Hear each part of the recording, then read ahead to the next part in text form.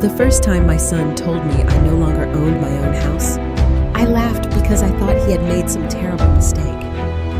The signature Then, line is right here. Michael slid the papers across my kitchen table and You pointed need to to the sign this signature today, at the bottom. Auntie. My signature. Only I knew I had never signed it. That house was the last piece of my husband Robert I had left. Every wall, every floorboard, every rose bush outside had a memory tied to him. But my son looked me in the eyes and said, "Mom, you gave it to me legally." And for months, one witness knew the truth. If this story touches your heart, please like this video, subscribe, and tell me in the comments what you would have done. I'd also love to know where you're watching from and what time it is there. I have lived in this house longer than I have lived anywhere else in my life. Sometimes I think that if these walls could speak, they would remember more about me than I remember about myself. Robert and I bought this place when we were both still working, still dreaming, still believing we had all the time in the world. It wasn't much back then, just a modest house on a quiet street in Wilmington with creaky floors and a porch that leaned slightly to the left. But Robert looked at it like it was already perfect. "This is it, Allison," he said the day we first walked through the front door. "This is where we're going to grow old." And we did. He fixed everything himself. The porch, the cabinets, the fence out back. I still remember the smell of sawdust in the garage, the way he'd hum old country songs while sanding down a piece of wood. He built the bookshelves in the living room with his own hands, measuring twice, cutting once, always patient, always careful. Every corner of this house carries him. The dent in the hallway where Michael once rode his bike indoors, despite being told not to. The kitchen counter where I used to knead dough while Robert read the newspaper out loud.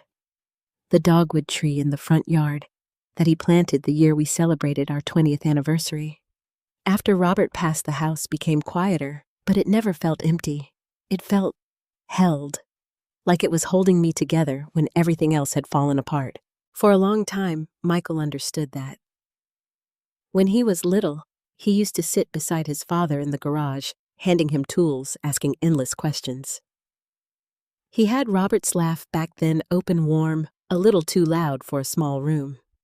Even as he got older, he never stayed away too long. He'd come by on Sundays, bring groceries, sometimes check the smoke detectors, make sure I wasn't climbing ladders to change light bulbs. "Call me if you need anything, Mom," he would say, standing by the door keys already in hand. And I believed him. But somewhere along the way, something shifted. It didn't happen all at once. It never does. It was small things at first, comments that sounded harmless until you really listened to them.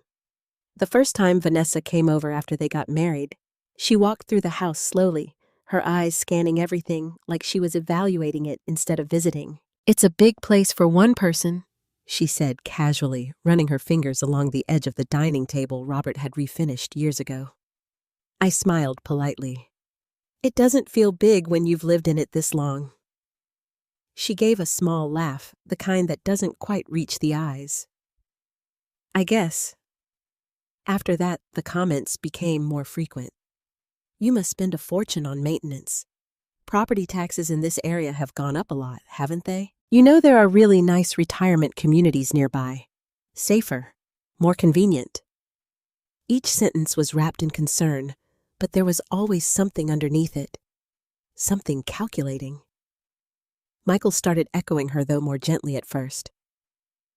"Mom, have you ever thought about downsizing?" "I'm fine here," I would tell him. "You say that now, but what if something happens? What if you fall again? Or I haven't fallen?" I said, cutting him off, forcing a small smile. He'd raise his hands like he wasn't trying to argue. "I'm just thinking ahead, thinking ahead." Those words started to follow me around the house like a shadow. One afternoon, I was in the kitchen when I heard Vanessa's voice drifting in from the living room. She didn't know I was there. "A house like this shouldn't just sit here with one old woman in it," she said. There was a pause. Then Michael's voice lower, harder to hear. It's not that simple. It could be, she replied, if you handled it the right way. I stood there, my hand still resting on the counter, my heart beating faster than it should have. I wanted to step into the room to ask her what she meant to remind her that I was not some stranger occupying a vacant property. But I didn't. Instead, I stayed quiet. I told myself I had misheard, that she didn't mean it the way it sounded. That's what we do when it comes to family. We soften the truth until it stops hurting so much. Michael began visiting more often after that. At first, I thought it was sweet. He'd bring folders with him sometimes, sit at the kitchen table and spread out papers like he was preparing for a meeting. Just want to go over a few things with you, he'd say. What things I'd ask? Nothing serious, just practical stuff. He talked about property taxes, insurance premiums, the cost of maintaining an older home. He had numbers, charts, even printouts comparing my house to others in the area. You're sitting on a lot of value here, Mom, he said one afternoon, tapping the paper with his finger. Do you realize that I'm sitting in my home? I replied. He smiled, but it didn't quite look like the smile I remembered. You could sell this place, move somewhere easier, and still have money left over. Money you could actually use. I folded my hands in my lap. I don't need more money, Michael. You might, he insisted. What if something happens? Medical bills, long-term care? I'll figure it out, I said quietly.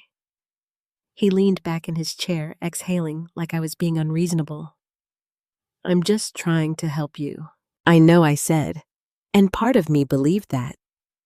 But another part of me, the quieter, more cautious part, had started to pay attention. Because help, I was beginning to realize, can sometimes come with a price. A few weeks later, I received a phone call that made my stomach drop. Hello? Is this Allison Kennedy? A woman asked. Yes, this is she. This is Horizon Appraisal Services. I'm calling to confirm your appointment for the home valuation scheduled this Thursday at 10 a.m. I frowned, gripping the phone a little tighter. I'm sorry, what appointment? The appraisal for your property. It was requested by Michael Kennedy. For a moment, I couldn't speak. I didn't schedule any appraisal, I said slowly. There was a pause on the other end. Papers shuffling. We have it confirmed here, ma'am. Cancel it, I said more firmly this time. Please. After I hung up, I sat at the kitchen table for a long time, staring at the spot where Michael usually spread out his papers. He hadn't asked me. He hadn't even told me. And for the first time, a thought crossed my mind that I didn't want to believe. Maybe my son wasn't just thinking ahead. Maybe he was planning something. Without me. After that phone call, something inside me shifted. It wasn't loud or dramatic. It didn't come with anger or shouting or even tears. It was quieter than that. It was the kind of feeling that settles deep in your chest and refuses to leave no matter how much you try to ignore it. For the first time in my life, I started to wonder if my own son was doing things behind my back. I didn't want to believe it. That thought alone felt like a betrayal, like I was the one doing something wrong just by thinking it. Michael was my boy. I had held him when he cried, stayed up through fevers, worked extra hours to make sure he had everything he needed growing up. You don't just wake up one day and decide your child might be capable of hurting you. So I told myself there had to be an explanation.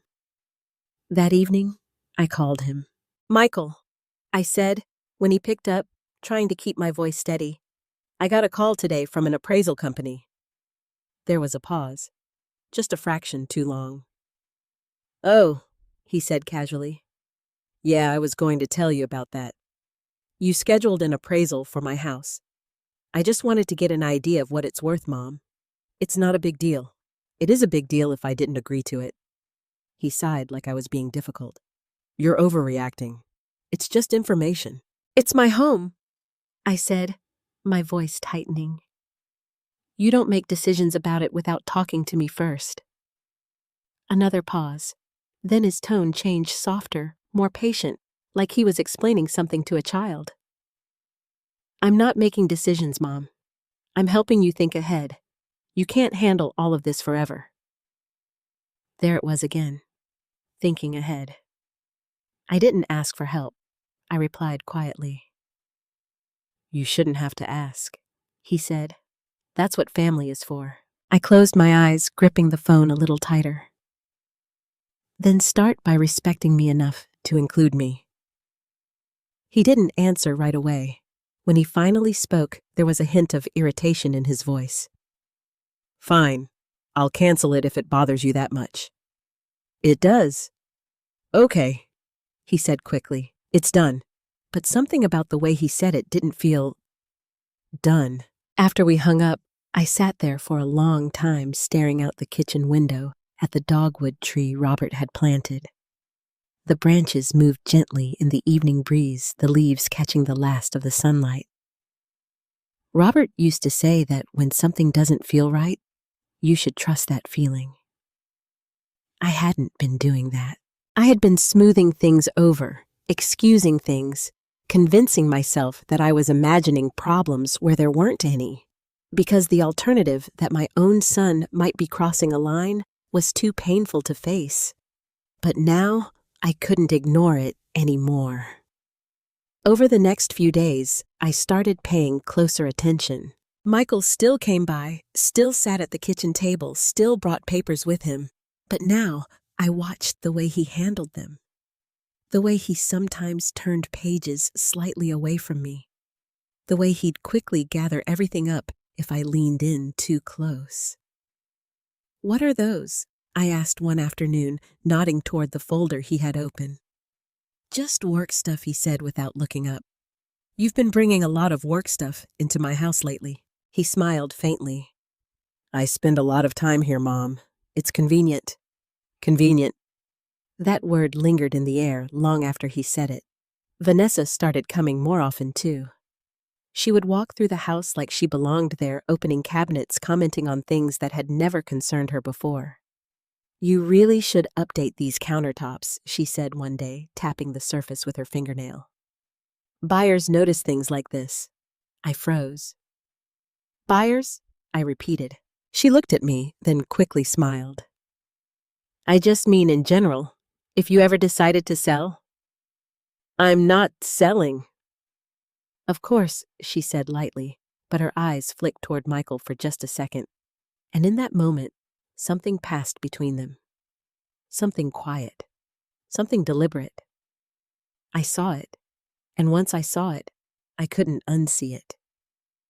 That night, after they left, I walked through the house slowly, as if I were seeing it for the first time. The living room, the kitchen, the hallway with the dent from Michael's childhood bike. Each room felt the same, and yet something had changed. Or maybe it was me who had changed. I stopped in Robert's old workshop in the garage. Most of his tools were still there, neatly arranged the way he had left them. I ran my fingers over the workbench, remembering the countless hours he had spent here. This house is ours, he used to say. No matter what happens. I swallowed hard, the memory tightening my chest, because suddenly I wasn't so sure anymore. The next morning, I did something I hadn't done in years. I went looking for the paperwork. Not the everyday bills or receipts, but the important things, the deed, the insurance documents, anything that proved this house belonged to me. I kept them in a small metal box in the bedroom closet tucked behind a stack of old photo albums. It wasn't hidden exactly, but it wasn't out in the open either. When I pulled the box out, my hands were shaking slightly.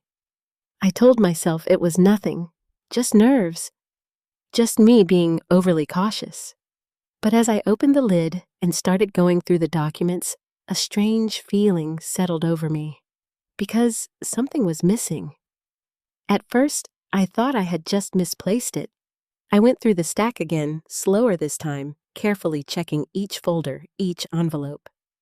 Insurance papers, tax records, old warranties, but not the deed.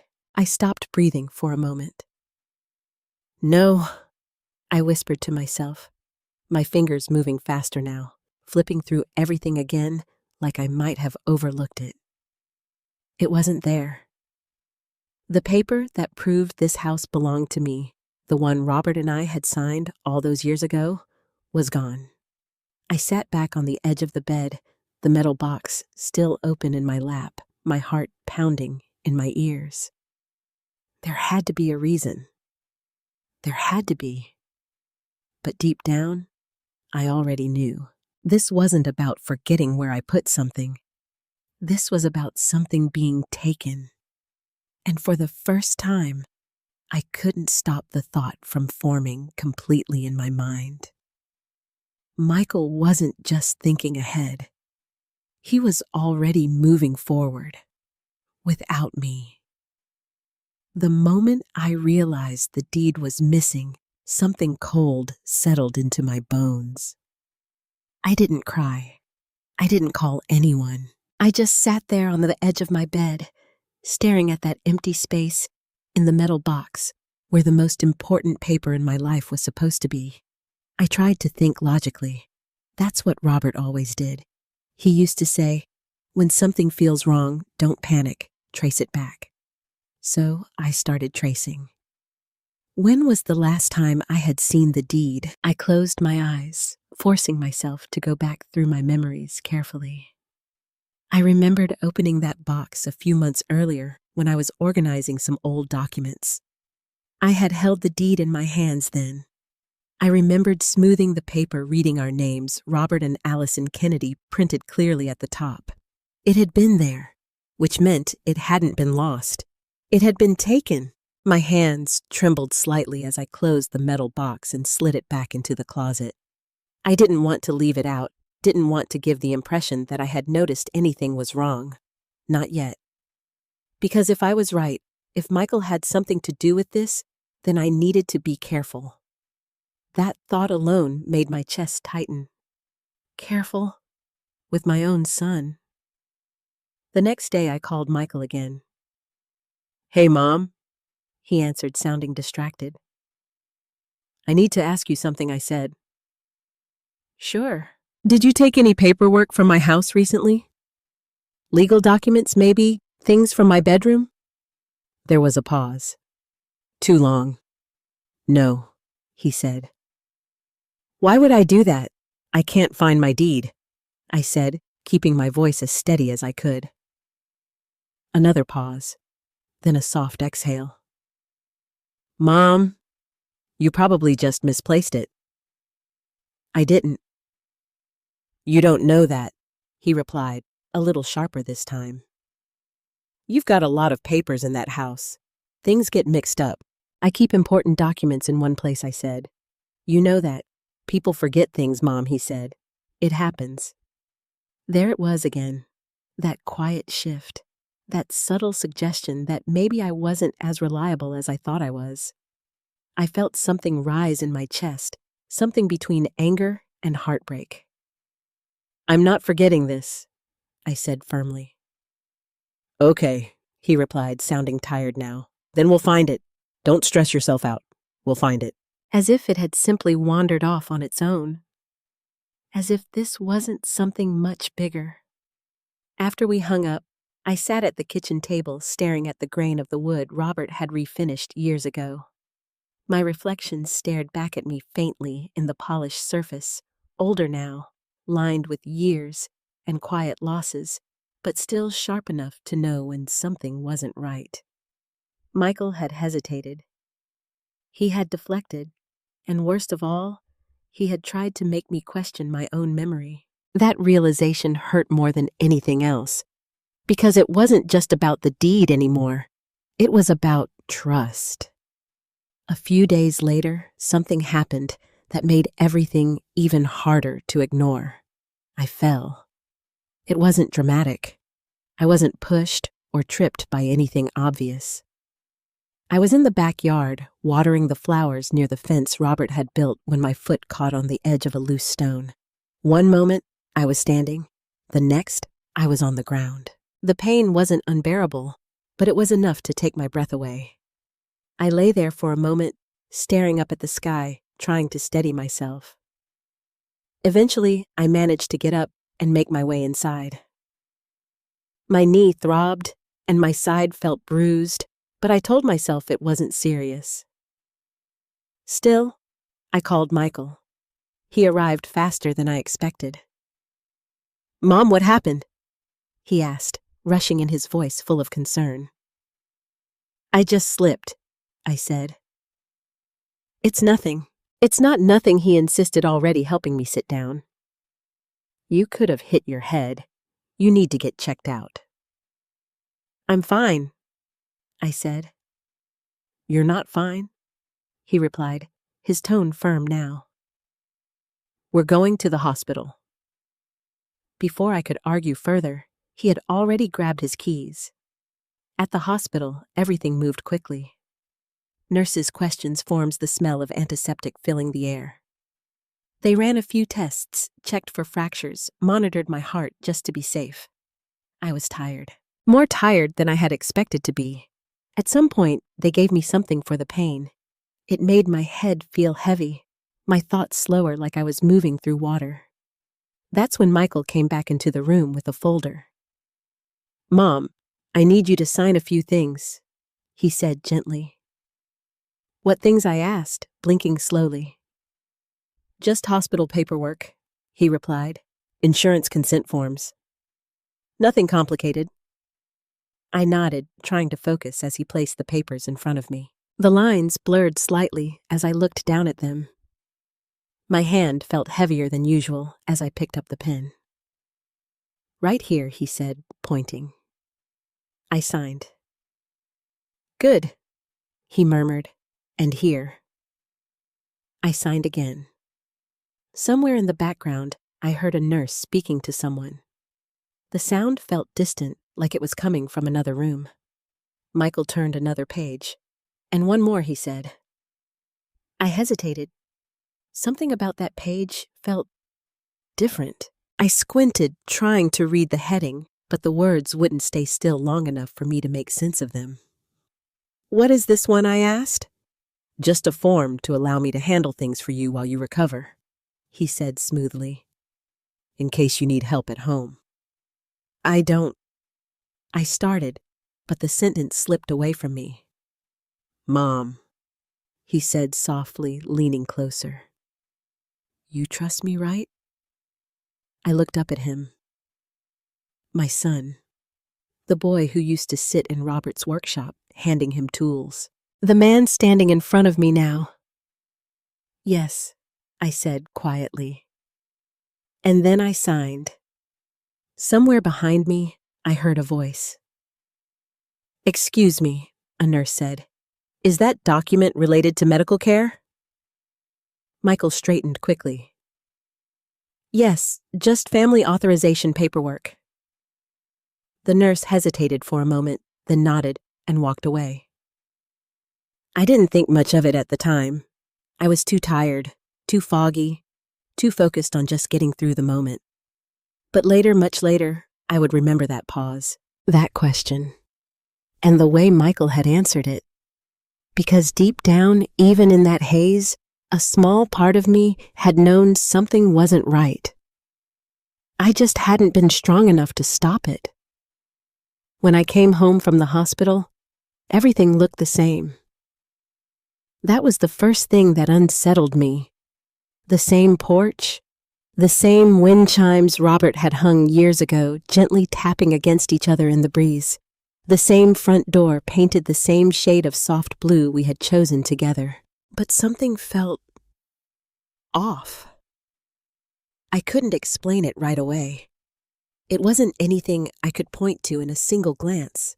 It was a feeling like walking into a familiar room and sensing that someone had been there, move things, change something just slightly out of place. Michael helped me inside, his hand firm on my elbow. "Take it easy, Mom," he said. "Doctor said you need to rest."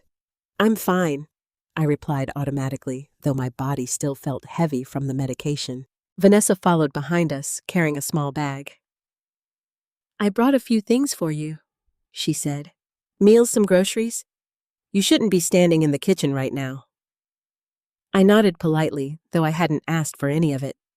Michael guided me to the couch. "Sit," he said. "I'll grab you some water." I watched him move through the house with ease, too much ease. He didn't ask where anything was. He didn't hesitate. He walked straight into the kitchen, opened the cabinet, took out a glass like he had been doing it every day. Maybe he had. That thought sent a quiet chill through me. Vanessa set her bag down on the counter and began unpacking things. Containers, boxes, a few items that didn't look like they belonged to me at all. "You really should consider having us stay here for a while," she said casually. "At least until you're fully recovered." I looked at her. "That won't be necessary." "It's not about necessity," she replied, her tone light but persistent. "It's about safety." "I've been living here alone just fine," I said. Michael returned with the water and handed it to me. "She's just worried about you, Mom," he said. "We both are." "I appreciate the concern," I replied, taking a small sip. "But I'm not helpless." There was a brief silence. Then Vanessa smiled again, that same practiced smile I had seen so many times before. "Of course not," she said, but something in her eyes told me she didn't believe it. Over the next few days, their presence in my house became heavier. At first, it was just a few things: a jacket draped over a chair, a pair of shoes by the door, a phone charger plugged into an outlet I never used. Then it became more. Vanessa brought over a small box of toiletries and left them in the bathroom. Michael started keeping a change of clothes in the guest room. Their voices filled the house more often, their routines overlapping with mine. They never said they were moving in, but they didn't say they weren't either. And somehow, without a conversation, without a clear decision, my home began to feel like it was no longer entirely mine. One afternoon, I decided to go out into the backyard. The air was warm, the kind of gentle Carolina afternoon that Robert used to love. I wanted to check on the flowers to remind myself that some things were still under my care, still mine. I walked slowly, careful with my steps. When I reached the back door, I turned the handle. It didn't move. I frowned and tried again. Locked. That was strange. I never locked the back door during the day, not when I was home. I reached for the key I kept on the small hook near the door. It didn't fit.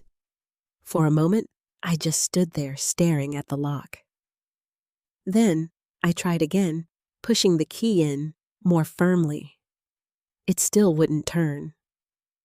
A cold, familiar feeling crept up my spine. This wasn't my lock. I stepped back slowly, my heart beginning to pound. "Michael!" I called out. He appeared in the hallway a moment later. "Yeah, why doesn't this key work?" I asked, holding it up. He glanced at the door, then back at me. "Oh," he said, "I changed that." "You what?" "I changed the locks," he repeated, as if it were the most normal thing in the world. "After your fall, just to be safe."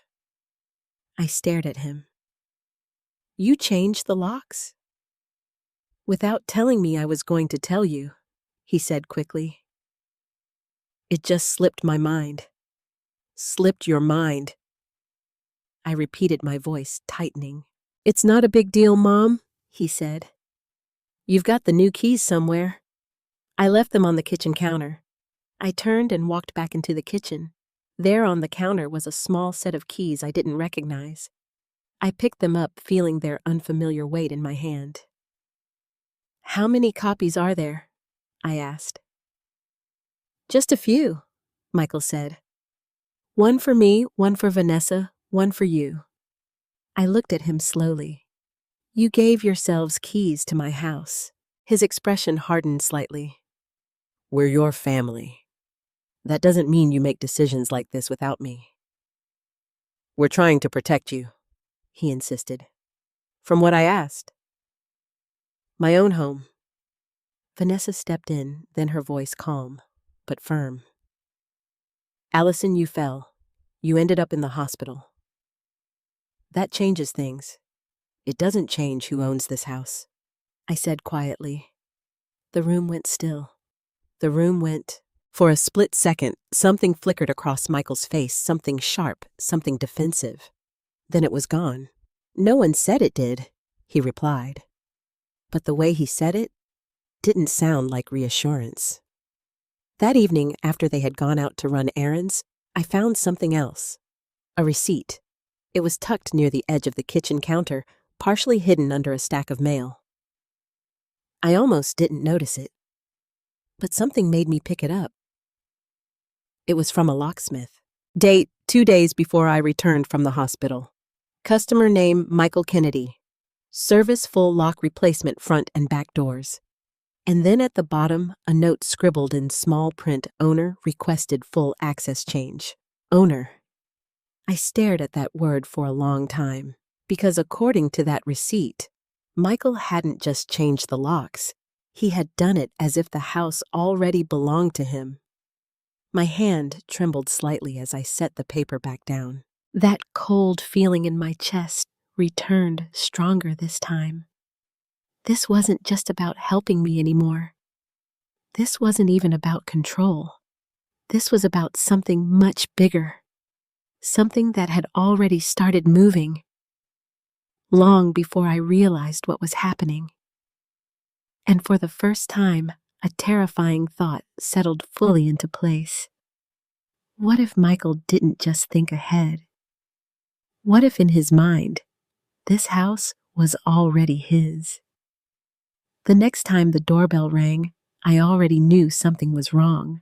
There's a certain kind of knock, or in this case a ring that doesn't belong to friends or family. It's polite, measured, almost rehearsed, the kind of sound that comes with purpose. I was in the living room, folding a blanket that Robert used to keep draped over his chair. My hand stilled when I heard it. Vanessa was in the kitchen. She looked up, then glanced quickly toward Michael, who was standing near the hallway. They exchanged a look. That same look I had noticed before. Then Michael forced a smile. I'll get it, but I was already standing. I will, I said. He hesitated for just a second, then stepped back. I walked to the front door slowly, my heart beating harder than it should have. When I opened it, a woman stood there, holding a tablet and a leather folder. She was well-dressed, professional, with a polite but uncertain smile. Good morning, she said. You must be Mrs. Kennedy. Yes, I replied. I'm Karen Mills, she continued. I'm here for the listing appointment. For a moment, I didn't understand the words. The what? The listing, she repeated, glancing down at her tablet, for the property. Michael Kennedy scheduled me to take photos and begin the process for putting the house on the market. My stomach dropped. I'm sorry, I said slowly. There must be a mistake. Behind me, I heard Michael's footsteps. No mistake, he said, his voice calm, controlled. I forgot to mention it to you, Mom. I turned to look at him. You forgot to mention you're selling my house? Karen shifted uncomfortably on the porch. Michael stepped forward, placing a hand lightly on the doorframe as if he were steadying the situation. We talked about this, he said. No, we didn't. You agreed it was time to move on, he insisted. I did not agree to anything like that. Vanessa appeared behind him, her expression already tense. Allison? She said, her tone soft but edged. You might not remember the exact conversation, but we've been discussing this for weeks. I remember perfectly well what I have and haven't agreed to, I said, my voice rising despite myself. Karen cleared her throat gently. Maybe I should come back at another time. No, Michael said quickly. It's fine.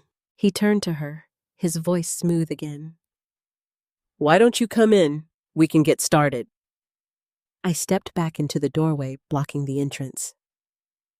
No one is coming into this house to prepare it for sale, I said. The silence that followed felt heavy, suffocating. Michael's expression changed. It wasn't anger at first. It was something colder. Something calculated. Mom, he said quietly, you're making this more difficult than it needs to be. I'm making it difficult, I echoed. You're trying to sell my home without my consent. He sighed, like he was the one being burdened. I have your consent. No, you don't. Karen shifted her weight again, clearly wishing she were anywhere else. Michael looked at her, then back at me. Show her, he said. Karen hesitated. Are you sure? Yes. She opened her folder slowly and pulled out a set of papers. Mrs. Kennedy, she said gently, these are the documents provided to me. The deed transfer and authorization to sell the property. She handed them to me. My hands felt numb as I took the papers. I didn't need to read the whole document. My eyes went straight to the bottom, to the signature, my name, written in a way that made my heart stop. Because it looked exactly like my handwriting. Every curve, every line, every detail. It was my signature. Only, it wasn't. I didn't sign this, I whispered. Michael let out a slow breath. Yes, you did. No, I said louder now. I didn't. You signed it at the hospital, he replied, his tone firm. You were there. I was there. Everything was done properly. I signed medical forms. I said, my voice shaking. Nothing else. You don't remember, Vanessa said, softly. That's all. I turned to her, my chest tightening. I remember enough to know I didn't give you my house. Karen looked between us, clearly uncomfortable. There are also witness signatures, she said quietly, as if trying to anchor the situation in something factual. I forced myself to look down again. 2 names, one I didn't recognize. The other, Vanessa Reed, I read aloud. Vanessa's maiden name. I looked up slowly. You signed this? I asked. She didn't flinch. I was there, she said. Everything was legitimate. You were there, I repeated. When? At the hospital, she replied smoothly. You were tired, but you understood. No, I said, shaking my head. No, I would never, Mom. Michael cut in, his voice sharper now. You're confused. The word hit me like a slap. Confused? I felt something inside me crack. I am not confused, I said, each word deliberate. You're under a lot of stress. He continued. You fell. You were on medication. It's normal not to remember everything. I looked at him, really looked at him, at the man standing in my doorway holding papers that claimed my home no longer belonged to me. At the way he spoke, the way he positioned himself as calm and reasonable while I was made to look unstable. And suddenly, the pieces started to come together. The missing deed, the hospital forms, the changed locks, the appraisal. This was the plan. You forged my signature, I said. The words hung in the air. Michael didn't react immediately. Then he let out a short, humorless laugh. That's a serious accusation, because it's true. Karen took a step back toward the porch. I think I should... Just give us a moment, Michael said without looking at her. Vanessa crossed her arms. This is getting out of hand, she said. Allison, you need to stop and think I am thinking, I interrupted. For the first time in a long time, I am thinking very clearly. My hands tightened around the papers. You used the moment when I was weak? I said, my voice low but steady. You put something in front of me that wasn't what you said it was, and you got me to sign it. Michael's jaw tightened. That's not what happened. Then explain it, I challenged. He didn't answer, because there was nothing he could say that would make it right. Karen slowly stepped back onto the porch. I'm going to leave, she said quietly. You can contact me when this is resolved. Neither of them stopped her. The door closed behind her with a soft click. And just like that, it was only the three of us, standing in the house that was supposed to be mine. But now, according to the paper in my trembling hands, wasn't anymore. I didn't sleep that night. I lay in my bed, staring at the ceiling, listening to every sound in the house as if it no longer belonged to me. Every creak of the floor, every soft movement in the hallway felt different now, like I was the outsider, not them. At some point, I heard the faint murmur of voices. Michael and Vanessa. They thought I was asleep. I held my breath and listened. We need to move faster, Vanessa whispered. This is getting messy. She'll calm down. Michael replied, his voice low, controlled. She always does. This time feels different. There was a pause. I've got the paperwork, he said. Everything's already filed. It doesn't matter what she says now. Filed. The word hit me like a blow to the chest. Filed. That meant this wasn't just something they were planning anymore. It was already done. I turned my head slowly, staring into the darkness. She's starting to question things, Vanessa continued. The locks, the appraisal, now this. She doesn't have proof, Michael said. All she has is suspicion. And what if she goes to a lawyer?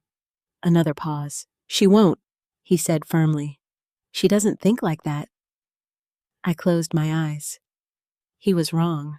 For the first time in my life, I was starting to think exactly like that. The next morning, I got up earlier than usual. The house was quiet. Michael and Vanessa were still asleep in the guest room. Their room. The thought made my stomach tighten. I moved slowly through the kitchen, making coffee the way Robert used to, 2 scoops a little stronger than necessary. The smell filled the air, grounding me in something familiar. I needed to think. Clearly, emotion wouldn't help me now. Fear wouldn't help me. I had to look at this the way Robert would have. Step by step, fact by fact. I sat at the table with the papers Karen had left behind. I hadn't looked at them in detail the night before. I hadn't been able to. But now I forced myself to. The document was titled clearly Property Transfer and Ownership Assignment. It stated that I, Allison Kennedy, had willingly transferred ownership of my home to Michael Kennedy. My eyes moved slowly down the page. The language was formal, precise, designed to leave no room for doubt. Except there was doubt, because I hadn't signed it. I turned to the bottom again. My signature, perfectly formed, too perfectly. I leaned closer, studying it. At first glance, it was identical to my handwriting, but the longer I looked, the more something felt off. There was a stiffness to it, a hesitation in one of the loops that I didn't usually make, a line that stopped just a fraction too early. It was close, but it wasn't me. I swallowed hard, my pulse quickening. Whoever had done this had practiced. They had studied my signature, and then copied it. My eyes shifted to the witness signatures again. Vanessa Reed, and the other name, Eleanor Brooks. I frowned. Eleanor.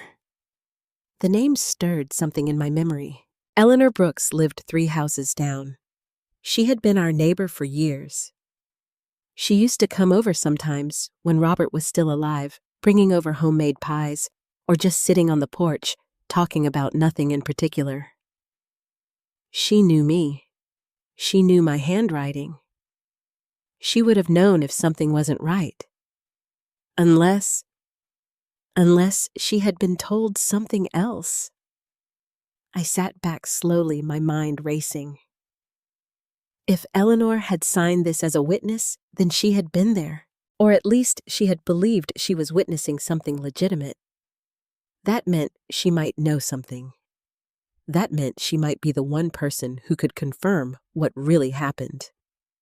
My heart started to beat faster. This was the first real thread I had, the first piece of something solid. I folded the papers carefully and placed them back on the table just as I heard movement behind me. "Michael, you're up early," he said, his voice cautious. I looked at him calmly. "So are you." He glanced at the papers, then back at me. "You shouldn't stress yourself out with those," he said. "It's already taken care of." Taken care of. The words made my chest tighten again, but I didn't let it show. "I was just looking," I said. He nodded slowly, studying my face as if trying to read something there. "What are you going to do?" he asked. The question hung between us. I held his gaze. "I'm going to understand exactly what happened," I said. His expression hardened just slightly. "You already know what happened." "No," I replied quietly. "I know what you're telling me happened." Silence. Then he let out a breath and looked away. "Mom, don't make this harder than it needs to be." I didn't answer, because for the first time, I realized something important. He wasn't trying to convince me anymore.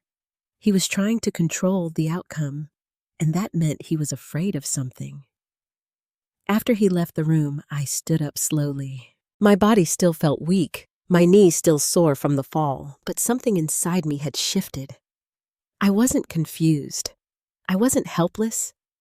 And I wasn't going to sit quietly while my life was taken from me piece by piece. I walked to the front door, my hand steady now, as I reached for the new key. This time, I knew exactly where I was going. Eleanor Brooks. Because somewhere in all of this, she had seen something. And whether she meant to or not, she might be the only one who could tell the truth. The walk to Eleanor Brooks' house felt longer than it ever had before. I had walked that same stretch of sidewalk hundreds of times over the years, sometimes with Robert beside me, sometimes alone, sometimes carrying a pie or a book to share. It had always been an easy walk, a comforting one. But that morning, every step felt heavy. Not because of my knee, though it still ached from the fall, but because of what I might find when I got there. Or worse, what I might not. Eleanor's house looked exactly the same as it always had. White shutters, a small porch with 2 wicker chairs, wind chimes that sang softly whenever the breeze picked up. For a moment, I just stood there at the edge of her walkway. I could still turn around. I could go back home, pretend I hadn't noticed anything, convince myself that there had to be another explanation. That Michael wouldn't do this. That none of this was real. But I knew better now. I walked up to the door and knocked. There was a pause, then the sound of slow footsteps.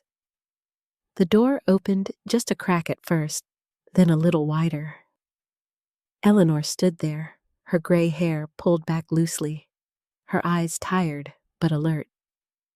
"Allison," she said, surprised. "Are you all right?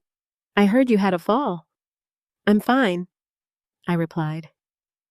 "Can I come in for a minute?" She hesitated. Just for a second, but I saw it. That hesitation, that flicker of something in her expression. Of course, she said, quickly stepping aside. Come in.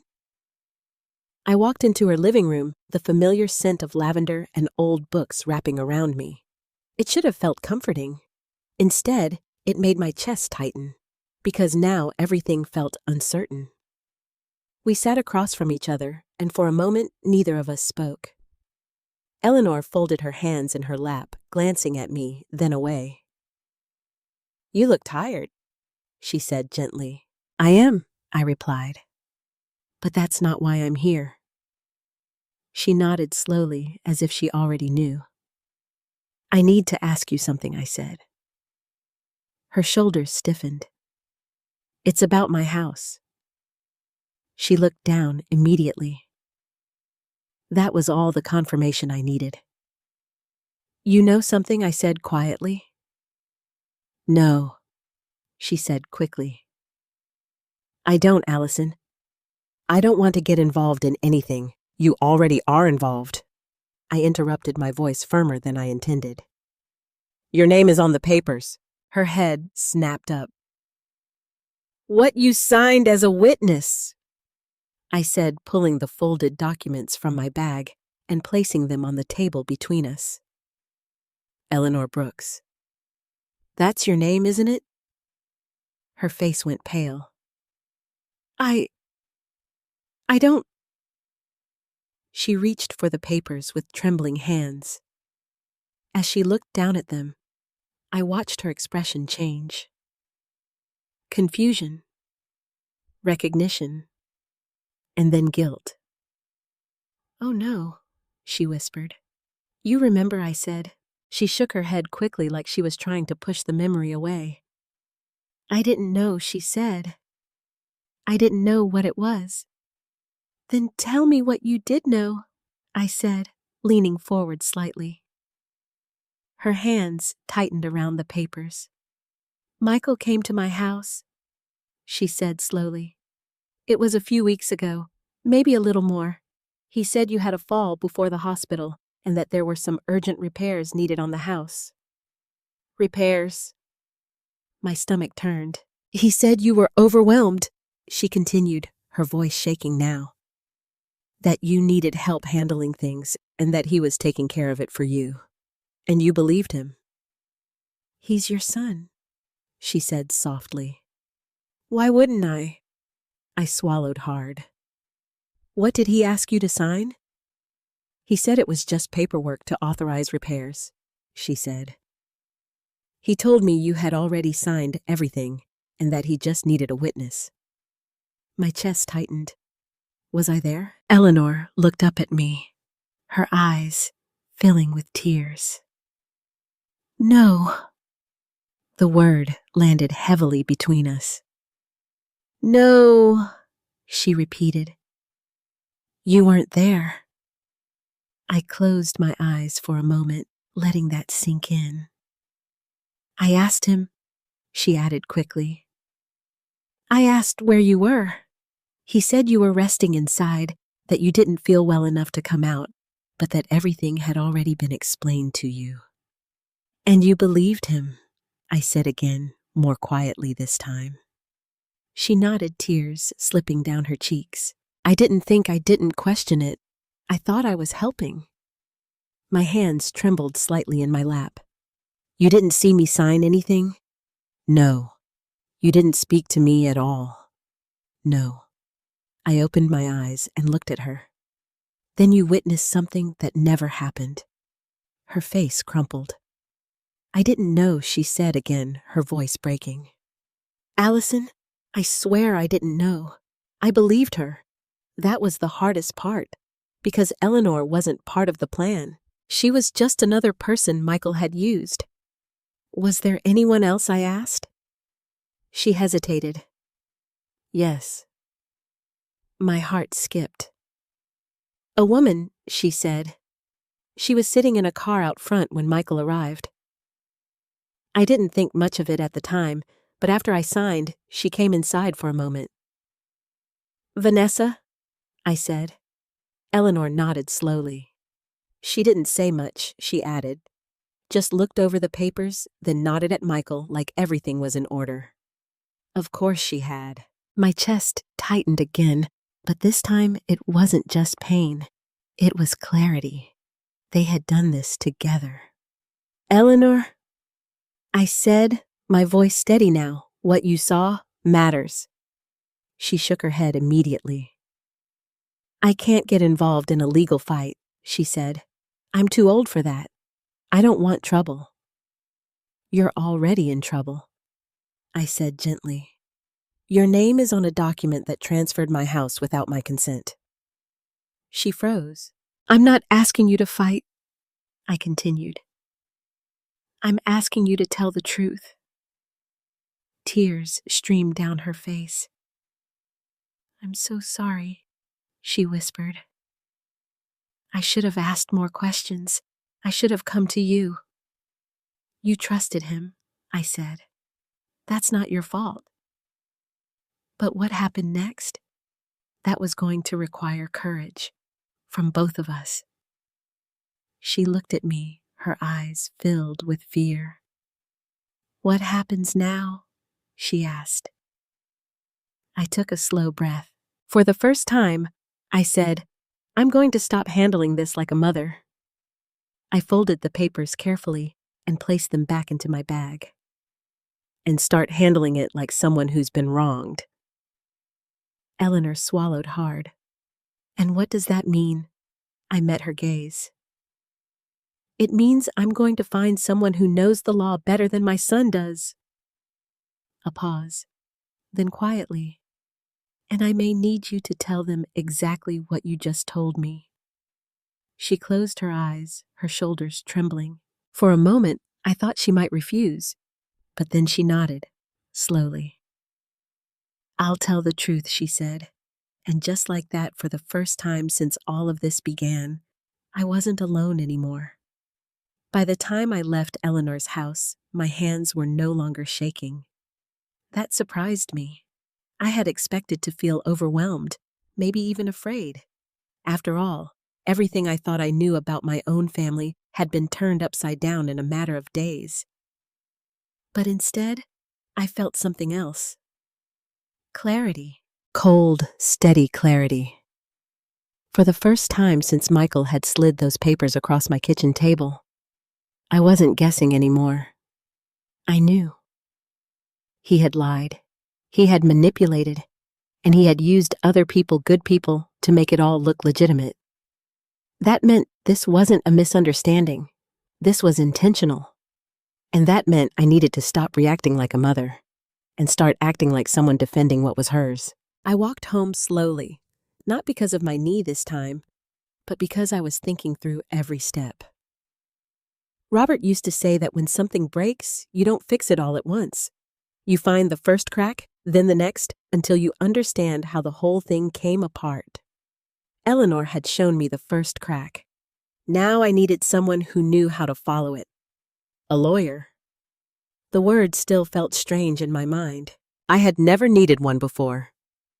Robert handled most things himself, and after he passed, life had been simple enough that I hadn't needed legal help. But this wasn't simple, and I wasn't going to face it alone. When I got back to the house, Michael was in the living room. He looked up as I walked in, his eyes immediately searching my face. "Where were you?" he asked. "Out," I replied, setting my bag down. His gaze lingered on me for a moment longer than usual. With who he pressed, I met his eyes calmly. Eleanor, that was all it took. His expression changed. It was subtle, but I saw it. The tension in his jaw. The quick flicker of something behind his eyes. "What did she say?" he asked. I didn't answer right away.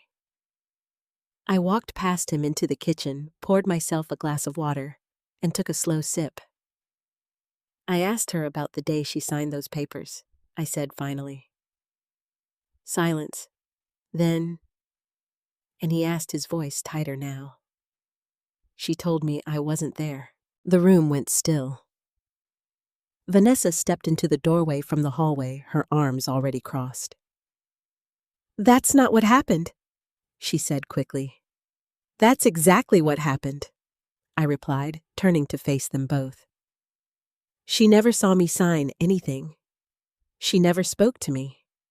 She signed because you told her I already had. Michael shook his head. She's confused, he said. She's older, Mom. Her memory isn't perfect. I almost laughed. It was the same line he had tried to use on me, only now it sounded hollow. She remembers enough, I said. Enough to know she was misled. You're twisting this, Vanessa snapped. She agreed to witness something she didn't fully understand. That doesn't make it fraud. It does when the person she was witnessing wasn't even present, I shot back. Michael stepped forward, his voice lowering. Mom, listen to yourself, he said. You're escalating this into something it doesn't have to be. No, I said quietly. You escalated it the moment you took something that wasn't yours. His face hardened. You're not thinking clearly. I held his gaze. I've never been more clear in my life. The silence between us stretched heavy and unspoken. For a moment, I saw something in his expression that I hadn't seen before. Not just defensiveness, not just frustration, fear. Good. Because that meant he understood what was coming next. I'm going to see a lawyer, I said. The words landed like a stone in the room. Vanessa scoffed. You're really going to drag your own son into court. I'm going to protect what's mine, I replied. Michael's jaw tightened. This is unnecessary. Then you should have thought about that before you forged my signature. I didn't forge anything, he snapped. Then you won't have anything to worry about, I said evenly. He stared at me, searching for something: doubt, hesitation, weakness. He didn't find it, because it wasn't there anymore. That afternoon, I made the call. Her name was Diane Whitaker. I found her through a recommendation from a woman at church who had once mentioned needing help with a property dispute. At the time, I hadn't paid much attention. Now every word mattered. When Diane answered, her voice was calm, steady, the kind of voice that didn't rush or assume. I specialize in elder property disputes and fraud cases, she said after I briefly explained my situation. Would you be able to come in tomorrow morning? Yes, I replied without hesitation. Bring any documents you have, she added, and write down everything you remember, even small details. Those often matter more than people realize. After I hung up, I sat quietly for a moment, letting the reality of what I had just done settle in. There was no turning back now. This wasn't a family disagreement anymore. This was a case. The next morning, I arrived at Diane's office early. It was a small building, simple but well kept. Inside, everything was neat, organized, quiet, in a way that felt deliberate. Diane Whitaker greeted me herself. She was younger than I expected, maybe in her early 50s, but there was something about her presence that felt solid, unshakable. Mrs. Kennedy, she said, shaking my hand. Please have a seat. I handed her the folder of documents. She didn't rush. She read carefully, her eyes moving line by line, occasionally making a small note on a pad beside her. I watched her, my heart steady but heavy.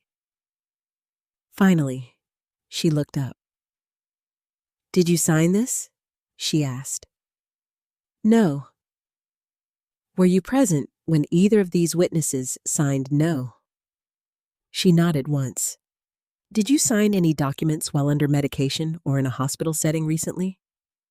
Yes, I said, but I was told they were medical forms. Her expression didn't change, but I saw something sharpen in her eyes. Do you have any witnesses who can confirm you were not present during the signing of this document? Yes, I said. Eleanor Brooks. She admitted she never saw me sign anything.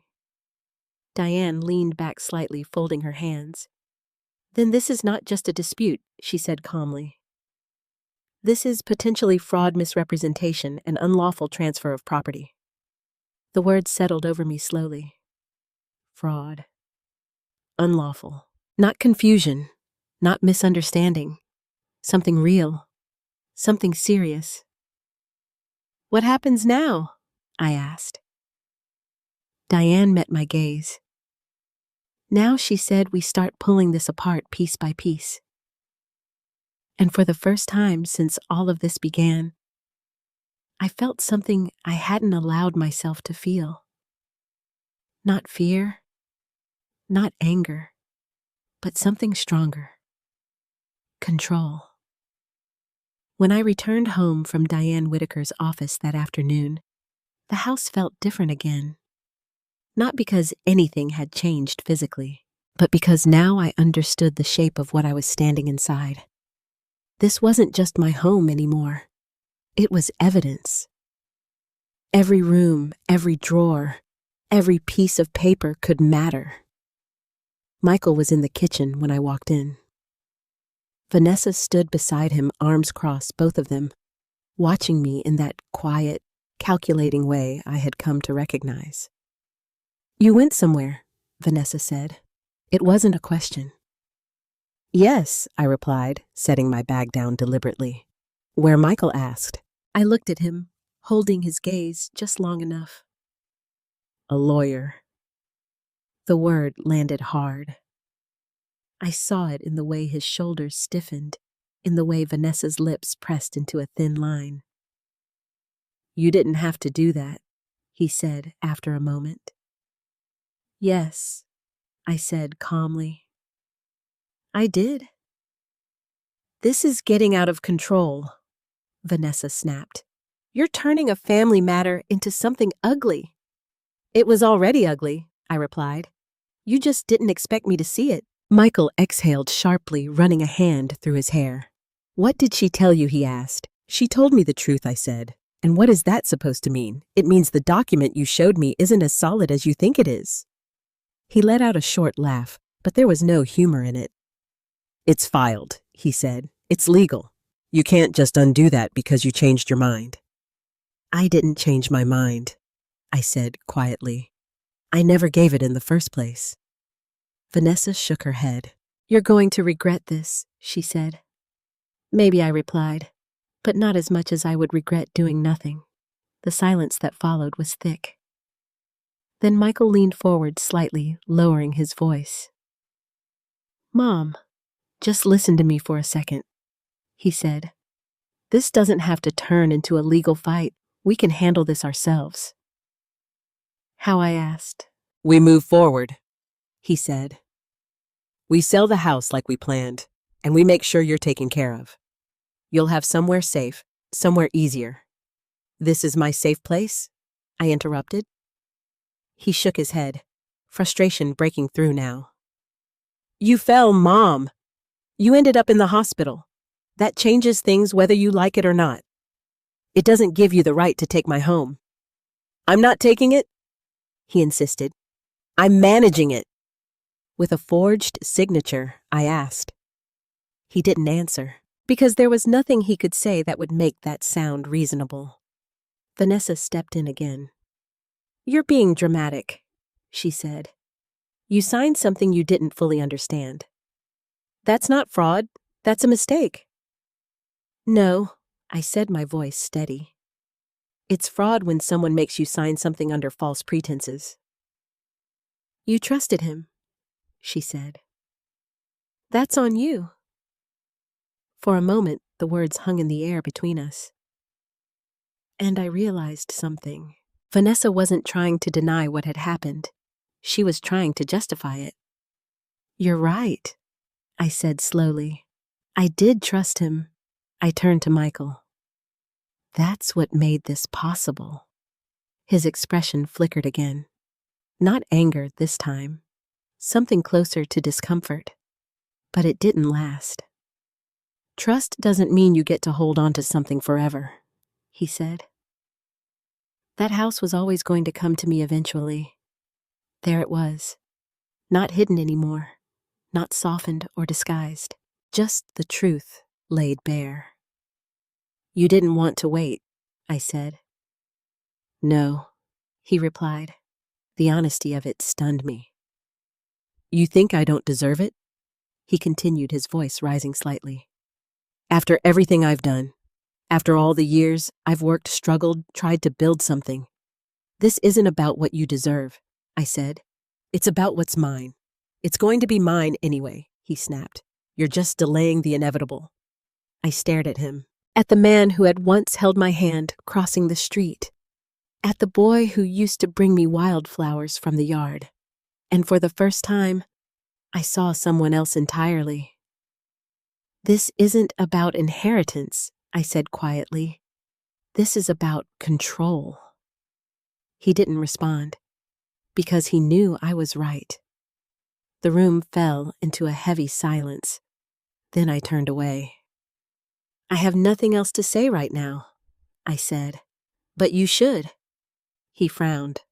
What? You should start thinking about what you're going to say when someone asks you to explain this, I replied. I picked up my bag and walked toward the hallway. Behind me, I heard Vanessa's voice, low and urgent. We need to fix this, she whispered. I told you it would hold. Michael muttered. It will, she insisted. We just need to stay consistent. I stopped walking, not turning around, just listening. Diane Whitaker isn't someone you brush off, Vanessa continued. If she's involved, this could get complicated. So, what Michael snapped. We have the documents, and if those documents don't hold up... A pause. Then quieter. They have to. I closed my eyes for a moment, because in that brief exchange, I heard something I hadn't heard before. Not confidence, not control, but uncertainty. They weren't as sure as they wanted me to believe, and that meant something important. The truth was starting to break through. That night, I sat alone in the living room, the same place where Robert used to read in the evenings. I held the copy of the document in my hands again, studying it under the soft glow of the lamp. The signature, the witnesses, the language. Every piece of it designed to look final. But now I knew better. Now I knew where the cracks were. Eleanor, the hospital, the timing, the lies. Diane had said something before I left her office. These cases often come down to small details, she told me. The things people think no one will notice. I ran my fingers lightly over the paper. They thought I wouldn't notice. They thought I would doubt myself. That I would accept what they told me because it was easier than fighting back. They were wrong. Because I had noticed. And now, I was paying attention to everything. Diane Whitaker didn't waste time. The morning after our first meeting, she called me back into her office with a list. Not a vague plan. Not general advice. A list. These are the things we need to establish, she said, sliding a legal pad toward me. Not what you feel happened, not what you believe happened. What we can prove. I nodded, leaning forward slightly. First, she continued, we need to show that you were not in a condition to knowingly sign a legal property transfer. That was the hospital, I said. I was on medication. Exactly, she replied. We'll request your medical records, specifically the medication's administered dosage and timing. If you were under sedation or cognitive impairment, that matters. I felt a small sense of relief. Something concrete, something factual. Second, she went on. We established that you were not physically present when the witnesses signed. I have that, I said quickly. Eleanor. She admitted it. Diane gave a small nod. That's important. But we'll need it formally, either a written statement or testimony if this goes further. Eleanor's tearful face flashed in my mind. She had said she would tell the truth. Now that promise mattered more than ever. And third, Diane said, tapping her pen lightly against the pad, we examined the document itself. The signature, I asked. Yes, she said. At first glance, it looks legitimate, but these things often have subtle inconsistencies. We may bring in a handwriting expert if necessary. I swallowed. The idea that someone would study my handwriting closely enough to imitate it, it made my skin crawl. "There's more," Diane added. "The witness names." I nodded. Vanessa used her maiden name, which suggests intent to obscure her relationship to the transaction, Diane said. "That's not something people do accidentally." I sat back slightly. Every piece she laid out made the situation clearer. "Stronger. And the notary?" I asked. "Mark Ellison?" she said, flipping through the papers. "We'll be looking into him as well." "What if he claims everything was done properly?" Diane met my gaze calmly. "Then he'll need to explain how a document was notarized without the signer being present." A pause. "That's a serious problem." For the first time, I felt something close to hope rise in my chest.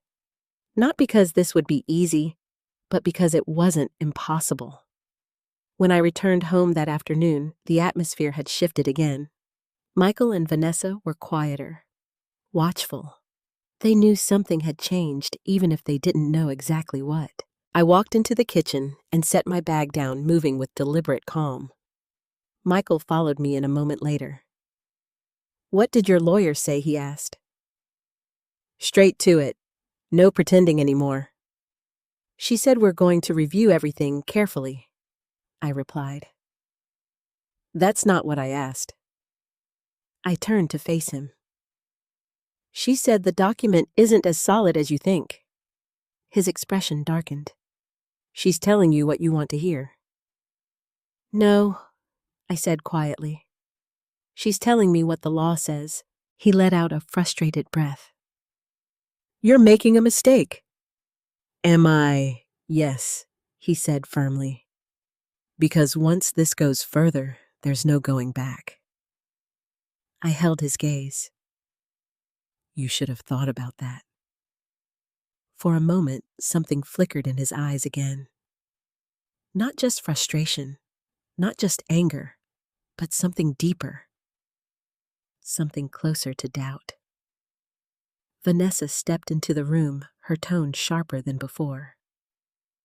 "We're not backing down," she said. "This is already in motion." "So am I replied. The silence that followed was different this time. Heavier.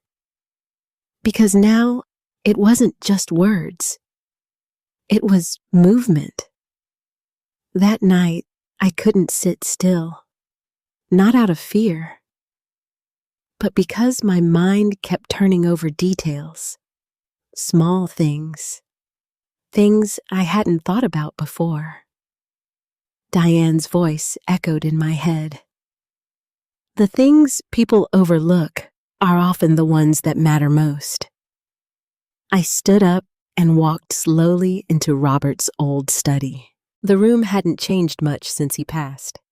His desk was still there, the same lamp, the same drawers filled with tools, papers, memories. I sat down and opened the top drawer. Old receipts, letters, cards from birthdays and holidays. My fingers moved through them slowly, and then I paused. A birthday card. From me. To Emily. I picked it up carefully. Inside my handwriting. My signature. I stared at it, and suddenly, my breath caught. Because I remembered something from the hospital. The way Michael had flipped through papers quickly. The way he had guided my hand. And then, a fragment of memory surfaced. Not clear, not complete, but enough. Michael's voice. It'll match, he had said quietly to someone. She always signs the same way.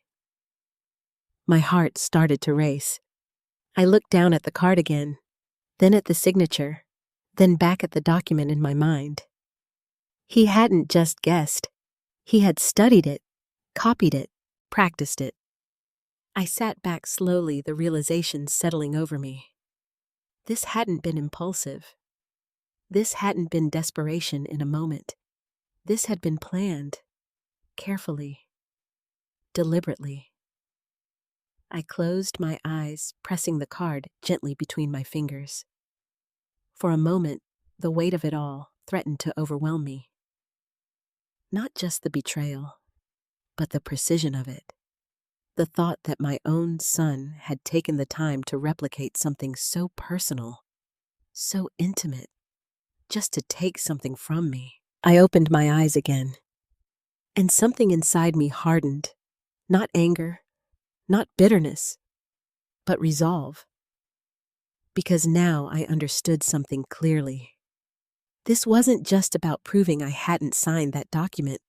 It was about showing how it had been done and why. The next morning, I called Diane. "I think I know how he did it," I said. There was a brief pause. "Tell me," she replied. I looked down at the card still resting on the table. "He copied my signature," I said. "From something personal. Something I wrote by hand." Another pause. Longer this time. That, Diane said slowly, could be very significant. I nodded, even though she couldn't see me. "I have examples," I added. "Cards, letters. Things that show how I normally sign." "Good," she said. "Bring them in. We'll compare everything." I hung up and sat there for a moment, holding that card, holding the past, and realizing something that hurt more than anything else. Michael hadn't just taken my house. He had taken something that belonged only to me. My identity, my handwriting, my name, and turned it into a weapon. But he had made one mistake. He thought I wouldn't notice. He thought I wouldn't fight back. He thought I would stay the same. He was wrong, because now I was paying attention to everything, and I wasn't going to stop. The first hearing felt nothing like I expected. I had imagined something dramatic, raised voices, clear accusations, a moment where everything would suddenly make sense, and the truth would stand on its own. Instead, it was quiet, controlled, and in some ways, more unsettling. The courtroom wasn't large, just a modest space with wooden benches, a raised desk for the judge, and a kind of stillness that made every small sound feel louder than it should. Diane sat beside me, calm and composed, a stack of documents neatly arranged in front of her. She had told me beforehand that this wasn't the final trial, just a preliminary hearing to determine whether the sale of the house should be paused. "Stay calm," she had said. "Answer only what you're asked. Let the process work." I nodded then, but now, sitting there, I could feel my heart beating in my chest. Across the room, Michael sat with his attorney. He looked different in a suit, more polished, more distant, like he had stepped into a role he believed would protect him. Vanessa sat behind him, her posture straight, her expression unreadable. When Michael glanced at me, I searched his face for something, anything. Regret, doubt. But all I saw was determination. That hurt more than anything else. The judge entered, and everyone stood. The proceedings began quickly. Michael's attorney spoke first. He was confident, smooth, the kind of man who knew exactly how to shape a narrative. "Your Honor," he began, "this is a simple case of a mother who willingly transferred her property to her son and is now unfortunately experiencing confusion regarding that decision." Confusion. The word, again. I felt my hands tighten in my lap. Diane placed a hand lightly on my arm, a silent reminder to stay still. "The document in question," the attorney continued, "was properly executed, witnessed, and notarized. There is no evidence of coercion or wrongdoing. What we have here is a disagreement, not a crime." He spoke as if everything were already decided, as if I were simply mistaken. Then Diane stood. Her presence changed the room in a way I hadn't expected. She didn't raise her voice. She didn't rush. But when she spoke, every word felt deliberate. "Your Honor," she said, "this is not a misunderstanding. This is a contested transfer of property under circumstances that raise serious legal concerns." She paused, letting that settle. My client, Allison Kennedy, did not knowingly sign this document. Furthermore, she was not present when at least one of the witnesses signed, and there is evidence to suggest she was under the influence of medication at the time the document was allegedly executed. The judge leaned forward slightly. "Do you have supporting documentation?" he asked. "Yes," Diane replied, handing over a folder. Medical records, dates, times. Details I had barely understood before now laid out clearly. Michael's attorney stepped forward again. "Your Honor, being on medication does not automatically invalidate a signature. Many individuals sign documents while under medical care." "Agreed," Diane said calmly. "But context matters. Timing matters. And in this case, there is more." She turned slightly toward me. "Mrs. Kennedy," she said gently, "can you confirm whether you recall signing a document transferring ownership of your home?" "No," I said, my voice steady. "I do not. And do you recall being present when any witnesses signed such a document?" "No." Diane nodded, then turned back to the judge. "We also have a witness prepared to testify that Mrs. Kennedy was not present at the time she signed as a witness." A ripple of movement passed through the room. Michael's attorney frowned slightly. "That witness has not yet been presented," he said. "She will be," Diane replied, "at the appropriate time." The judge looked thoughtful. Then he turned to Michael. "Mr. Kennedy," he said, "were you present when your mother signed this document?" Michael stood. "Yes." "Your Honor," he said, "can you describe the circumstances?" Michael hesitated just for a second. Then he spoke. "She was at the hospital," he said, "recovering from a fall. I brought the documents to her, explained everything, and she agreed to transfer the property so I could manage it for her." "Did she appear to understand what she was signing?" "Yes," he said firmly. I felt my chest tighten. He was so certain, so practiced. But then the judge asked the next question. "Were both witnesses present at the time she signed?" Michael paused. It was brief, but it was there. "Yes," he said. Diane didn't move, but I felt something shift, a crack, small, but real, because we both knew that wasn't true. The hearing continued moving through details, arguments, carefully worded statements, but the turning point came quietly. The judge leaned back slightly, looking between both sides. "There are inconsistencies here that need to be addressed," he said. My breath caught. In particular, the timing of the medical records, the presence or absence of witnesses, and the circumstances under which this document was executed. Michael's attorney started to respond, but the judge raised a hand. For now, he continued, "I am ordering a temporary halt on any sale or transfer of the property until this matter is fully reviewed." The words echoed in my ears. A halt, not a final decision, but enough. Enough to stop everything from moving forward without me. I felt my shoulders loosen slightly for the first time in days. Michael didn't look at me. He stared straight ahead, his jaw tight, his expression controlled. But I saw it, that flicker again, that uncertainty, because for the first time, the system wasn't simply accepting his version of events. As the hearing ended, Diane gathered her papers calmly.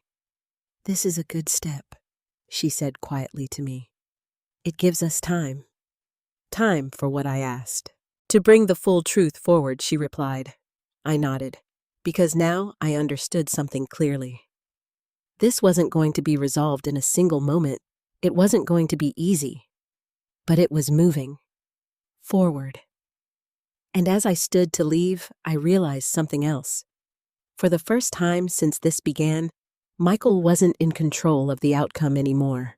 The day Eleanor Brooks agreed to give her formal statement was the day everything shifted. Up until then, we had been building a case, collecting pieces, connecting timelines, uncovering inconsistencies. It was careful work, quiet work. But Eleanor's testimony, that was different. That was something no document could replace. Diane had arranged for Eleanor to come into her office rather than wait for the next court date. The sooner we lock in her statement, the better, she told me. People get nervous, memories get questioned. We need clarity while it's still fresh. I understood what she meant. Eleanor had already been frightened when I first spoke to her. Now, with the reality of legal consequences settling in, I could only imagine how much harder it would be for her. When I arrived at Diane's office, Eleanor was already there. She sat stiffly in the chair, her hands folded tightly in her lap. Her eyes lifted when she saw me, and I could see the guilt there again. "I'm so sorry, Allison," she said softly. I walked over and placed my hand gently over hers. "I know I said. That's why you're here." Diane joined us, her tone calm but purposeful. "We're going to take this step by step," she said. "Mrs. Brooks, I'm going to ask you a series of questions. Just answer as honestly and clearly as you can." Eleanor nodded, though her fingers trembled. Diane began. "Did you sign your name on a document presented to you by Michael Kennedy?" "Yes," Eleanor said quietly. "Did you believe at the time that the document was related to home repairs?" "Yes." "Were you told that Allison Kennedy had already signed the document?" "Yes," she repeated. "Did you see Allison Kennedy sign that document in your presence?" Eleanor shook her head. "No." "Was Allison Kennedy present at all when you signed?" "No," she said again, more firmly this time. Diane paused, letting the answer settle in the room. "Can you describe what happened in your own words?" Eleanor took a breath, her voice shaking at first. "He came to my house, said Allison had fallen, that things needed to be handled quickly. He had the papers already prepared. He said she had agreed to everything and just needed a witness to make it official." She swallowed hard. "I trusted him. I thought I was helping." Diane nodded. "Did anyone else arrive during that time?" Eleanor hesitated. "Yes," she said. "A woman. She had been sitting in a car outside. She came in after I signed. Can you identify her?" Eleanor looked at me, then back at Diane. It was Vanessa. Diane made a note. "Did Vanessa sign the document as well?" "I didn't see her sign it directly," Eleanor said, "but she looked over it and she nodded to Michael like everything was fine." Diane leaned back slightly. "That's enough for now," she said. "You've done exactly what we needed." Eleanor exhaled as if she had been holding her breath the entire time. "Am I going to be in trouble?" she asked, her voice small. Diane's expression softened. "You were misled," she said. "That matters. What matters more is that you're telling the truth now." Eleanor nodded, tears slipping down her cheeks. After she left, Diane turned to me. "This is strong," she said. "How strong?" I asked. "Strong enough to create serious doubt about the validity of that document," she replied. "And doubt is exactly what we need." I nodded slowly, because now, for the first time, I could see how this might unfold. Not in one dramatic moment, but in layers, each truth peeling back another lie. Later that evening, Michael confronted me. He didn't wait, didn't pretend. He stood in the living room, arms tense at his sides, his eyes fixed on me the moment I walked in. "You went back to that lawyer," he said.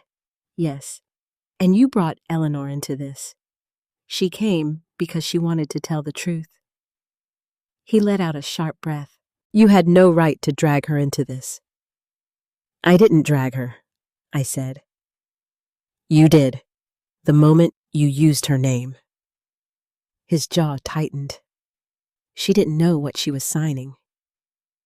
Exactly, I said. And that's not my fault, he snapped. She should have asked questions. I stared at him. You told her I had already signed. That's not the same thing. It is when it's not true. Vanessa stepped forward, her tone sharper than before. This is getting ridiculous, she said. You're twisting everything into something it's not. No, I replied. I'm finally seeing it for what it is. Michael shook his head, pacing slightly now. You don't understand how this works, he said. Once something is filed, it stands.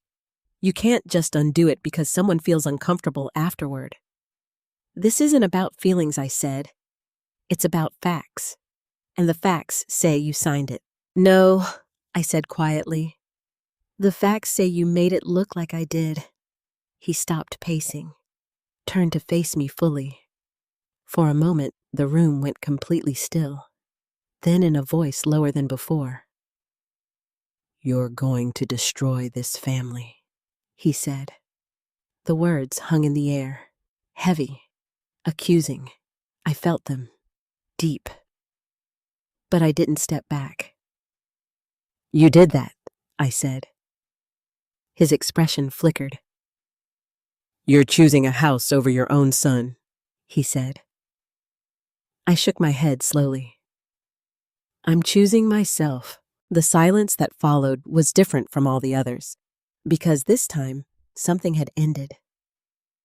Not the case, not the conflict, but the illusion. The illusion that this was still something we could quietly fix, something we could pretend hadn't crossed a line. That illusion was gone. Michael looked at me like he didn't recognize me anymore. And maybe he didn't, because I wasn't the same woman who had sat at that kitchen table, confused and unsure, holding papers she didn't understand. I wasn't the woman who doubted her own memory or her own instincts. I was someone else now. Someone who had seen the truth and refused to look away. Diane called me later that night. We're ready, she said. For what? For the next step, she replied. With Eleanor's statement, the medical records, and the inconsistencies in the document, we have enough to push this forward. My heart beat a little faster. And Michael? I asked. There will be consequences, she said calmly. But first, we make the truth undeniable. I sat quietly for a moment after the call ended, listening to the silence of the house. My house, still mine. And for the first time since all of this began, I wasn't just defending it, I was taking it back. The final hearing was nothing like the first. There was no quiet uncertainty this time. No cautious language. No polite distance between facts and conclusions. Everything that had been slowly building, every detail, every contradiction, every piece of truth, was now laid out in full view. And there was nowhere left for Michael to hide. I sat beside Diane again, but this time I wasn't afraid. My hands were still, my breathing steady, because I knew what was coming. Across the room, Michael looked different. Not just because of the suit or the setting or the pressure of the courtroom, but because something had shifted inside him. The confidence he had carried before was gone. In its place was tension. Vanessa sat behind him again, but even she seemed less certain now. Her posture was rigid, her expression tight, her eyes constantly moving between Diane the judge and Michael. They both knew. This wasn't going to go the way they had planned. The judge called the room to order. Diane stood first. Your Honor, She began, "Since our last hearing, we have gathered additional evidence that clarifies the circumstances under which this property transfer document was created." She moved deliberately, placing documents on the table, each one a piece of the story.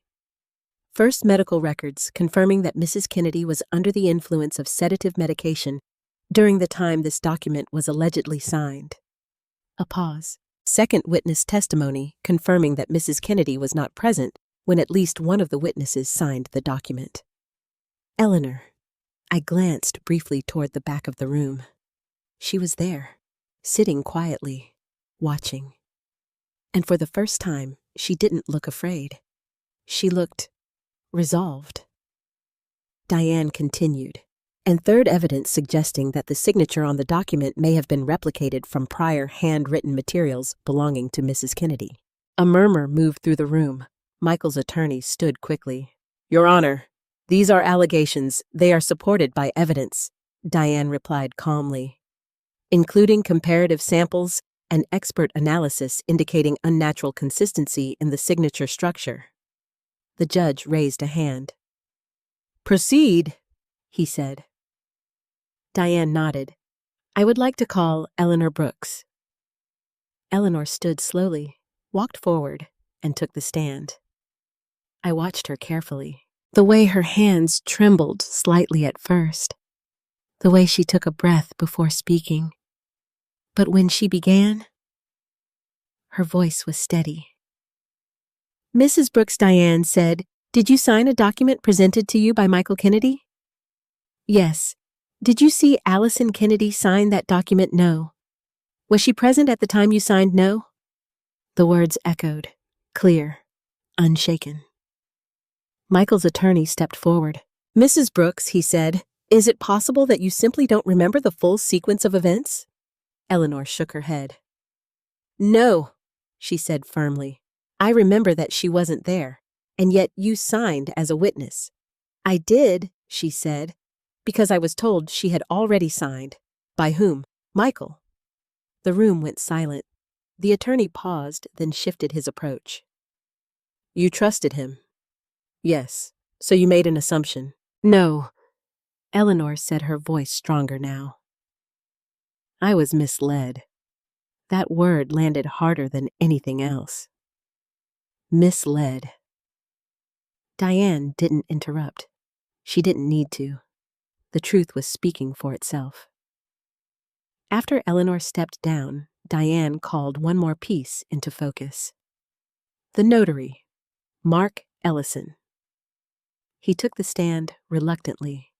His earlier confidence was gone. "Mr. Ellison," Diane said, "can you confirm that you personally witnessed Allison Kennedy sign this document?" Mark hesitated. "I processed the document," he said. "That's not what I asked," Diane replied calmly. "Did you personally witness her sign it?" Another pause. "I don't recall the exact moment," he said.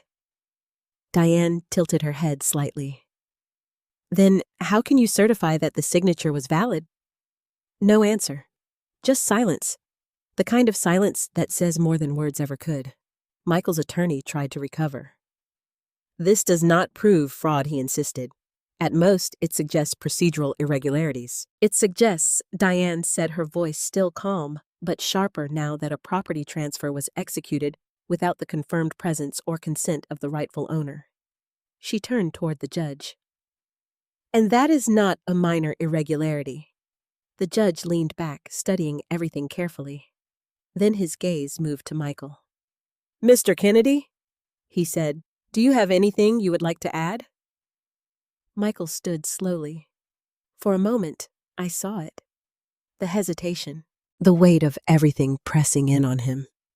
He looked at me, and for the first time since this began, there was something in his eyes. Not defiance, not anger, but something closer to realization. "I was trying to help," he said.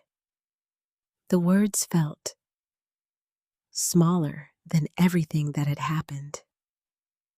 "You transferred ownership of your mother's home without clear, verifiable consent," the judge replied. "Do you dispute that?" Michael's jaw tightened. I believe she would agree, eventually, he said. That is not the same thing as consent. Silence. Vanessa shifted in her seat, her confidence visibly crumbling. And in that moment, everything broke. Not loudly, not dramatically, but completely. The illusion, the justification, the belief that this could be explained away. It was gone. The judge spoke again. Based on the evidence presented, he said this court finds that the property transfer document is invalid. My breath caught. Ownership of the property is to be restored fully to Allison Kennedy, effective immediately. A pause. And this matter will be referred for further review regarding potential legal violations in the execution of this document. The words echoed. Invalid, restored, mine. I didn't move at first, didn't speak, didn't react, because after everything, it felt almost unreal. Then Diane placed a hand gently on mine. It's over, she said quietly. I nodded slowly, because it wasn't just over. It was clear. Michael didn't look at me as the courtroom began to empty. He stood there for a moment, frozen between what he had wanted and what had actually happened. Vanessa spoke to him in a low, urgent voice, but he didn't respond. He just stood there, and for the first time, he looked small. Not like my son, not like the man who had tried to take everything from me, just someone who had lost. I stood up slowly, not rushing, not needing to, because I knew something now. This wasn't victory. Not in the way people imagine. There was no joy in it, no celebration, just truth, and the quiet, steady weight of it. As I walked out of the courtroom, I didn't look back, because there was nothing left behind that I needed to carry with me anymore.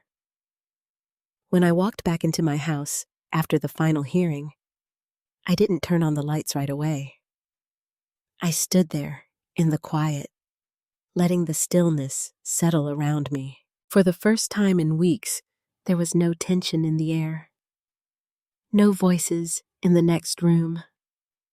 No sense of being watched, questioned, or slowly pushed out of something that had once been mine. It was just silence and me. I stepped inside, slowly closing the door behind me. The soft click echoed through the hallway, and something inside my chest loosened in a way I hadn't realized had been tight for so long. I was home. Not technically. Not for now.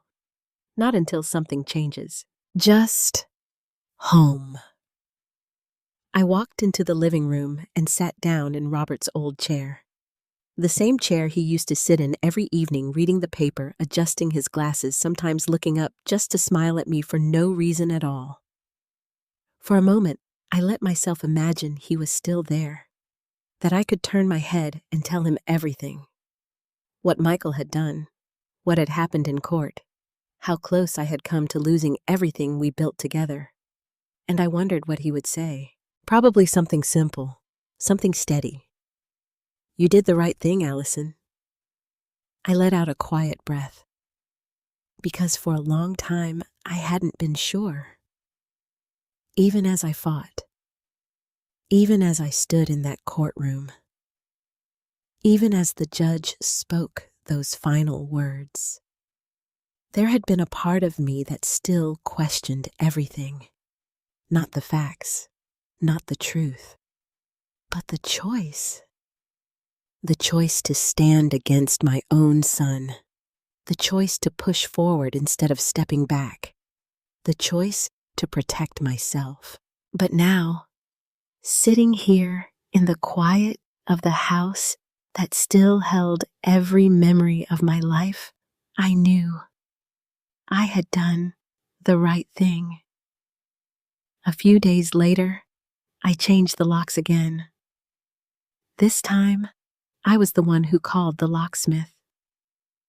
I stood beside him as he worked, watching carefully as he removed the old hardware and replaced it with something new. Something that belonged to me. Only one key, he asked. Yes, I said, and I meant it. When he handed it to me, I held it for a moment longer than necessary. Not because it was just a key, but because it was a boundary, clear, unmistakable, and mine. Michael didn't come back right away. There were no phone calls, no messages, no sudden apologies or attempts to explain, just silence. And strangely, that hurt more than anything else, because part of me, some small, stubborn part, had hoped that once everything was exposed, once the truth was undeniable, he would come to me, not as someone defending himself, but as my son. But that moment didn't come. At least, not then. Instead, it was Emily who reached out. A small envelope arrived in the mail one afternoon, addressed in her careful handwriting. Inside was a drawing. A simple one. The house, the front porch, the dogwood tree Robert had planted, and two small figures standing side by side, one labeled Grandma, the other labeled me. There was no message, just the drawing. I sat there for a long time, holding it in my hands, because in that simple piece of paper, there was something that hadn't been broken, something that hadn't been taken. Love. Not the complicated kind, not the kind twisted by expectation or entitlement, but the quiet, honest kind. And that reminded me of something important. What had happened with Michael didn't erase everything. It didn't define everything. It was part of my story, but not all of it. A week later, Eleanor came by. She stood at the door, hesitant at first, holding a small container. I made pie, she said, almost apologetically. I smiled faintly. Come in. We sat at the kitchen table together, just like we used to years ago. For a while, we didn't talk about the case, or the court, or anything heavy. We just talked about the weather, about the neighborhood, about small things that felt safe again. Eventually, she looked at me. I still feel terrible, she said. I know, I replied. I should have asked more questions. You trusted someone you thought you could trust? I said gently. That's not something to be ashamed of. She nodded, though the guilt hadn't fully left her. Thank you, she added quietly. For what? For not shutting me out? I looked at her for a moment. Then I smiled just a little. We've both learned something, I said, and that was the truth. We had. Later that evening, I sat on the front porch. The same place Robert and I used to sit together, watching the sun go down, talking about nothing and everything at the same time. The air was warm, the light soft. The dogwood tree moved gently in the breeze. I held Emily's drawing in my lap, tracing the lines lightly with my fingers. The house, still here, still mine, but something inside me had changed. I wasn't the same woman who had once believed that love alone was enough to protect everything. I wasn't the woman who would ignore her instincts to keep the peace. I wasn't the woman who would step back just to make someone else comfortable. I had learned something harder, something stronger.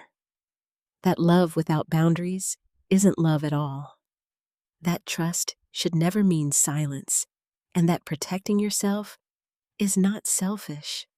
It's necessary. As the sun dipped lower in the sky, I leaned back in my chair and closed my eyes for a moment. Not in exhaustion, but in peace. Because despite everything that had happened, the betrayal, the fear, the fight, I was still here. Still standing. Still whole. And for the first time in a long time, I felt something I hadn't felt before. Not just relief, not just safety, but something deeper, something quieter, something that didn't need to prove anything to anyone. I felt free.